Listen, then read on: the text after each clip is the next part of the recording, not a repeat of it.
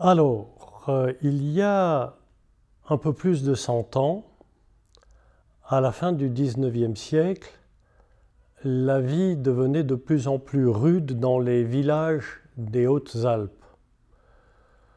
Dormillouz est un village très reculé dans la vallée de Fressinière, où les habitants avaient de moins en moins de ressources pour vivre au quotidien, au point qu'ils ont décidé d'abandonner leur village pour essayer de trouver des cieux plus cléments et d'arriver à survivre par leur travail. Ils étaient agriculteurs et éleveurs. Ils voulaient partir ensemble pour préserver une particularité qui leur était très chère. Ils avaient une religion assez spécifique à leur village. Ils étaient tous descendants d'un mouvement hérétique du Moyen-Âge, bien avant la réforme protestante, les Vaudois, puis ils étaient devenus protestants et ils avaient gardé leur religion.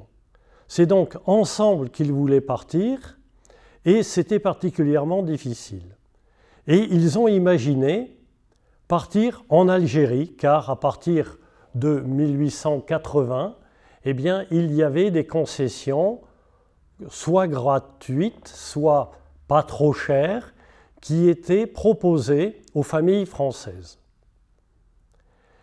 Ils se sont organisés avec leur instituteur pour obtenir ces concessions et comme il leur fallait des moyens et qu'ils étaient totalement démunis, ils ont appelé à l'aide la communauté protestante internationale qui leur a avancé de l'argent et grâce à ces prêts assez conséquents, ils ont pu partir. Ils ont installé 3 villages. Alors en 1881, ils sont allés aux 3 Marabouts. En 1890, ils sont allés à Gyar. Ils comptaient partir pour faire un 3e village juste avant la guerre de 14, qui les a empêchés. Et ils sont partis finalement en 1921. 1921, 2021, ça fait 100 ans, l'an dernier, qu'ils étaient partis pour la dernière vague des migrations. Nous avons voulu commémorer ce centenaire de leur exil de France en Algérie.